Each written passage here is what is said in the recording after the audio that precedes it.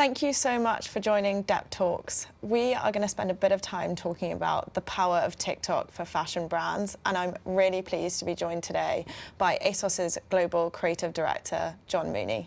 Welcome. Hey Ali, and hello everyone. And actually, when we first started talking about this talk, it was like, where do we start? What do we talk about? And we landed on TikTok because it's been an insane year for ASOS and TikTok over the last year. I did the calculations last night, and I think we're at over 6 billion views on our hashtag challenges. So yeah, can you give us an overview of some of the TikTok work which you've done in the past year? Yeah, totally. So as you say, I think it's about a bit over a year now, isn't it? I think we started around September, just after bank holiday, August bank holiday 2020. But yeah, I mean, I think we obviously, the channel had kind of grown. It was very much, the COVID surge on TikTok that happened in 2020. People sat at home looking for things to do. It was a fantastic entertainment channel. So our first endeavour was the ASOS hashtag challenge that we kind of did, which was with its bespoke track over the top, kind of like cemented itself in kind of people's minds, and was our first foray into that space, certainly from a paid media perspective. And then we kind of built up. We did Data Fright, which is one of our kind of Halloween kind of hashtag challenges as well.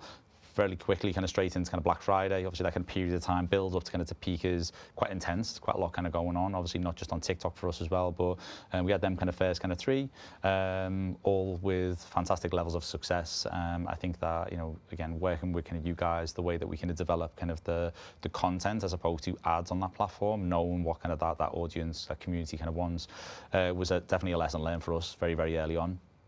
And then we kind of built up to a campaign that we did over kind of the Christmas period, kind of Boxing Day. And then we had a bit of a quiet kind of period, kind of like on TikTok, focusing a little bit more on our kind of social strategy, kind of the channels that would be important to us, the brand, the organic kind of social kind of brand push that we're going to kind of give it there. And then we've literally kind of just come out of kind of Halloween, where we had our alter ego kind of hashtag, and we're getting very quickly again back into the Black Friday space again. Yeah, crazy when you think about it. And I mean, casting your mind back, you talked a little bit about COVID surge there. What kind of first prompted your interest in TikTok as a platform? Well, I mean, I think that obviously we're present on so many other kind of social media kind of platforms, but I think it's hard as every other organisation will probably kind of struggle with.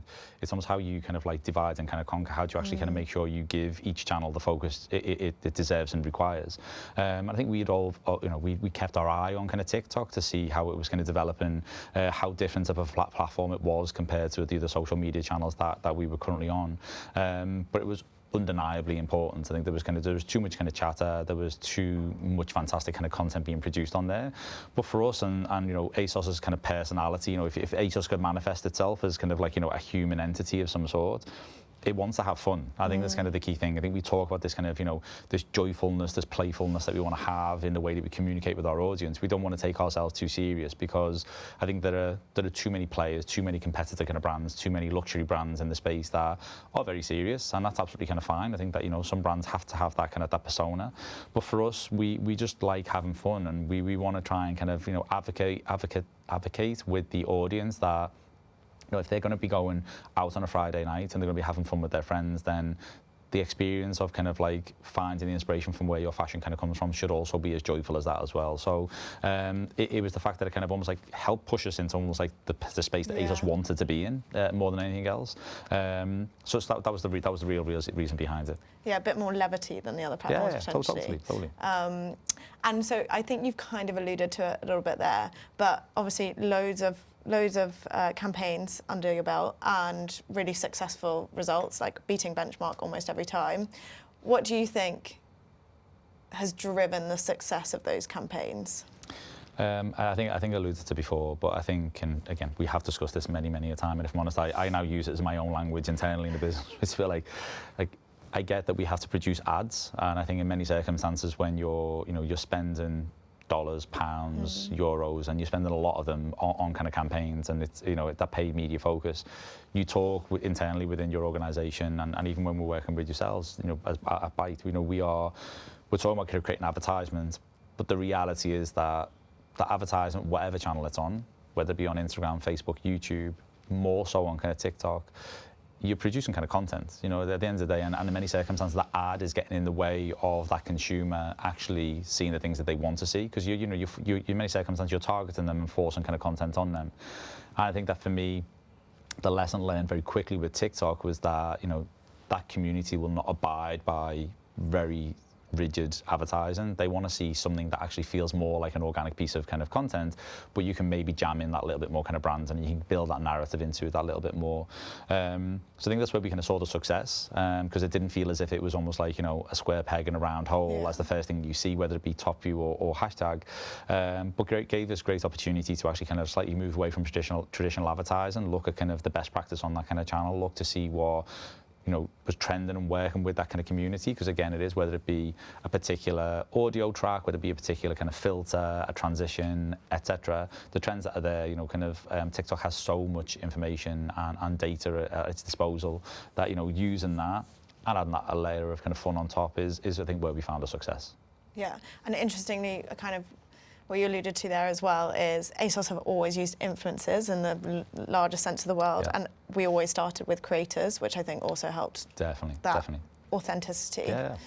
I mean, I think using the creators and almost like, you know, what the creators are good at. I think that, you know, for a lot of brands, whatever channel you're on, sometimes you think, well, here's a creator, here's an influencer, oh, they happen to have a million followers, let's get them to do something that feels like it's our brand. But like, well, the reality is you should be going to that influencer because they have a particular look and feel, and you want to actually, you know, if you don't create authentic content for them, it will never resonate, because actually all of a sudden it feels like it's a bit, you know, it's fraudulent kind of content in many circumstances. So I totally agree. It definitely audio, definitely creators. Yeah. And I suppose we see all of the amazing results on the platforms, whether or not that's the video views or actually people getting involved in the challenges, using the sound, using a hashtag, even like the follower growth that we've seen on the platform in the past year. But has the business seen the impact of the work which we've done? Yeah, it has. I mean, I think that kind of it's internally kind of celebrated kind of from top to bottom. I think that, you know, ASOS is a very young organisation anyway. I think that we've, you know, I think our average age in the organisation is around 27. It's kind of it's grown over the years as the organisation has just kind of grown up and matured, and people have stayed in the organisation. But there was a time where the average age was 24. So it feels young. I think there's an atmosphere and a personality to ASOS that is young, and I think that it's, you know, it's almost like the perfect channel for ASOS. Again, you know, talking about our values, you know, purpose-driven organisation, wanting to have fun. It really resonates for them reasons, because people just like the content we kind of produce. But then I think, again, you know, seeing them stats and understanding that, you know, the billions of impressions or brand impressions, and I know that in many circumstances there can also be impressions in there that are people just using the hashtag, and people want to use trends and hashtags to get visibility of their kind of content. But even when you break that out and you look at where people have actually taken your lens or taken your filters and used them, and actually almost like they're getting involved in the hashtag challenge, the numbers are massive. It is huge, and I think for us, you know, that building that kind of brand visibility with it, brand equity over time, is super important. And I think that that's actually really kind of, it's brand equity, which is the highest value that we kind of get from TikTok, over and above everything else. Yeah, so true. And have you seen that the opinions of, like, internally, the opinions of a platform like TikTok have changed over the past year and a half? Yeah, I mean, I think when any new social channel kind of comes through kind of the ranks, and it's, you know, do we get involved, do we not get involved? I think there's always going to be some people somewhere that are slightly concerned, like, is this the right channel? Should we invest our time? And I think it is a very young channel as well. So I think that what I'm not trying to say is, you know, oh, well, the older folk or more mature folk in ASOS don't understand it. That's not the case at all whatsoever. I think it's just everyone's going to have that slight apprehension of something kind of new, of how much investment we put into it. And I think that, you know, we slowly built. We had organic presence to begin with. We tested the water with the ASOS kind of campaign. It was successful. We went again. And I think that that's actually just purely based on the way that we actually invest at ASOS. We're never going to be an organisation that's going to be baked into long-term investments for years and years ahead. We, you know, because of the way that we trade and the mechanism within the organisation that is associated to profitability and how we trade stock, means that we do need to be very much like on our toes with everything that we kind of do, as you well know, based on the timelines of some of these projects as well, Ali. Yeah. But I suppose it's one of the, I think one of your strengths, because you can react so quickly. And maybe kind of coming on neatly to the next question. So it all sounds really easy, talking about it up to date. But what was the biggest challenge which you had going into this new platform, and maybe in some of the campaigns? Yeah, I mean, I think the biggest challenge is probably creating a point of difference. I think it's kind of, you know, as I said before, I think the creative expectation and understanding of what works on TikTok versus what works on other kind of platforms. I think that, you know, a lot of brands, and ourselves included, could get caught up in, let's create almost like carbon copy of what we do in IG and let's stick it on TikTok. And I think that we knew from the off, and obviously you guys gave us kind of fantastic advice, that that's not the approach that we should kind of take. But I think that that's probably the biggest challenge, is just trying to find almost like a slightly new version and perspective of ASOS through this kind of channel that has got a different level of energy and doesn't take its kind of self kind of too serious. But you know, I think, you know, but they're the main issues. You know, the self-inflicted issues we cause ourselves are timelines on projects. Yeah. Should we do this? Should we not do this? Should we invest? Should we not invest? And then yes, we're going to invest. Oh, by the way, we've got 3 weeks before this needs to go live. Train or yeah, exactly. And what I think is really interesting about social platforms in general, but almost particularly TikTok, is how it's a two-way conversation between the brands and the consumers. Have you learned anything about the ASOS consumer? Yeah, I mean, as you say, I mean, kind of like community kind of commentary, you know, it's not always going to be super positive. There's always going to be someone kind of complaining somewhere. But I can remember, if one is like through kind of COVID and constantly kind of checking when a hashtag challenge was live, and I might have even been, you know, like, as we all did, you know, queuing outside a supermarket for like an hour before you can get in, but checking the stats and what was kind of going on.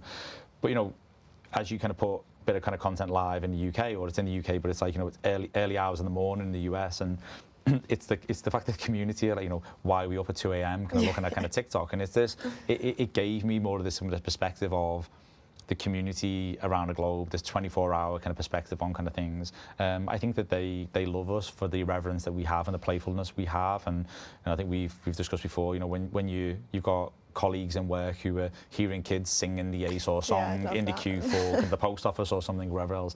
And so therefore it's ticking the boxes that you want it to tick. It really is kind of salient and is really kind of sticking in people's minds. That for me is when, you know, you kind of, you know, you're winning on the platform. I think we've had the right approach from the very beginning. I think we've been, I'm not too sure we've been lucky to be successful from the very beginning. I think that we just had exactly the right approach for our brands from the off when we started to explore TikTok. Yeah, and I suppose you are in a position where your brand, one of your brand pillars is bravery, and I think you have to be quite brave on TikTok. So I think that helps. Yeah, as well. I mean, I think for a lot of brands it might just not be the channel for them. I think that, again, when you need that irreverence, that playfulness, if that doesn't actually kind of work with your kind of brand ethos, then it's hard to be in that space, because you will stick out like a sore thumb.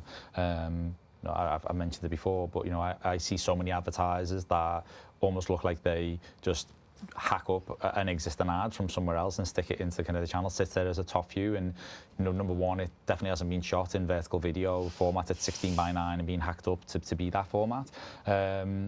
But it also, just the narrative within it just doesn't feel like it's appropriate. You know, for me, the world that we live in now, you know, when you're building a kind of campaign out, you can't get away with almost like, here's a campaign and here's one version of it. You almost need to, within the kind of campaign, have separate activations for each kind of channel to make sure that you slightly nuance that kind of storyline and nuance that kind of narrative to make it work for TikTok, to make it work for Instagram, etc. And I think that kind of TikTok is the one that feels most different to everything else. Yeah.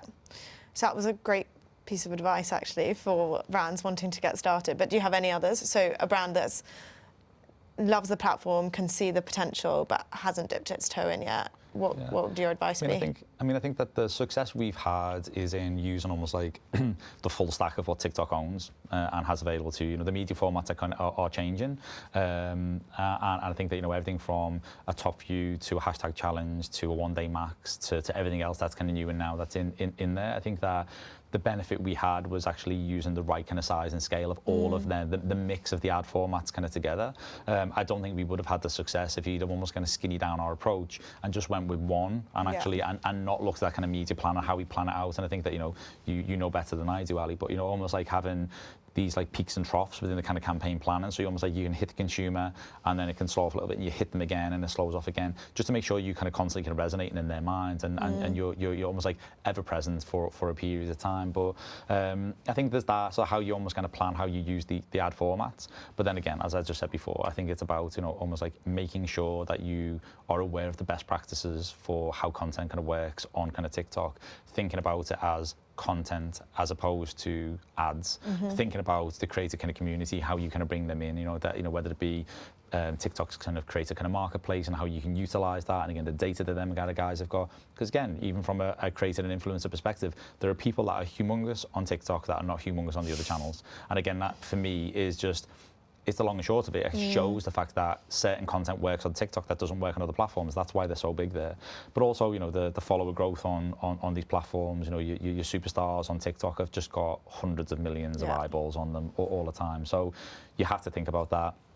And then again, you know, like music-wise, it's like, you know, are you gonna use an existing hit, an existing track? Do you want to actually have something that's kind of bespoke made for you, that's got, you know, your brand values, your brand's tone of voice within it, mnemonics within it that are actually going to be them sound bites that actually kind of come through. You know, we you know, famously internally use the ASOS whisper that everyone kind of talks about all the time.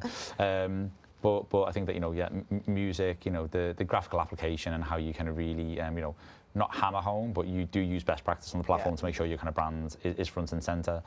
Sometimes, you know, your little avatar icon in the UI of the platform just isn't enough. Yeah. And you do that in a fun and joyful way, so it still feels a little bit native. Totally. Okay, and I mean, wrapping up, we've talked a lot about the past, but ASOS is always thinking 2 years in the future. So what's next for you guys? I mean, who knows? I mean, it's kind of I mean, at the moment, obviously, as I just said before, we've just finished another kind of TikTok kind of campaign. We've got another kind of campaign coming for Black Friday. I think that TikTok isn't going to be something they're going to walk away from in the near future. I think it's kind of really important to us, and we are looking at our kind of follower kind of growth and how organically we can push that as well at the same time. The other channels are still important, but I think that kind of mix of the channels, you know, like, it only takes for one channel to develop like one new product or to produce a new surface that exists within their platform that is really exciting, that actually make you feel as if actually that we should invest in that, we should kind of produce more there. But I think that, you know, the bit that sums it all up is the fact that, you know, there is this thing that now sits all around it, all encompassing metaverse. I'm going to say it, that sits around it. That extends beyond just your social media channels into, you know, of course, we now have partnership with kind of Team Fanatic, and that's in kind of the esports kind of gaming space. I think if that's, you know, gaming beyond the Team Fanatic kind of relationship, if it is in gaming kind of skins, gaming mods, design and developing kind of product in 3D avatars, all of that, and actually how that all kind of like comes together, because like, again, what you don't want to do is just have your finger in a lot of pies, a lot of stuff everywhere. It's got to somehow or other kind of manifest itself and make sense to kind of the consumer and the audience. But I think that's the excitement. I think, you know, there was a time not that long ago where that kind of felt like it was, you know, it was a moonshot. It was kind of like, just like, you know, that you can try as much as you want, and everyone thinks it's like, you know, oh, you're trying to create like the, you know, Steven Spielberg's version of kind of Ready Player One, and how far in the future is that? But like, I know, but someone somewhere has got to be a visionary, and, you know, we want to try and kind of follow that vision and try and be part of it. And I think that, you know, there's many luxury brands out there that have explored this kind of space, mid-tier like ASOS, less so. And I think that for us, you know, can we make that far more kind of commercial space, and can we make it a little bit more additive to more people's lives? Because again, if it does boil down to come and visit ASOS in the metaverse, but then actually kind of come and buy some clothes of us, you know, at least there is a notion there that our product is kind of fairly it's very accessible, price point wise, to a younger demographic, etc. So not much. Not much. Not much for everyone at the moment. Yeah. Well, I'm very excited, and a massive thank you for coming here, sharing your knowledge, doing this Q&A. I know that there'll probably be loads of people that want to find out more. So Absolute pleasure. Thank you very much, Ali. Thank you.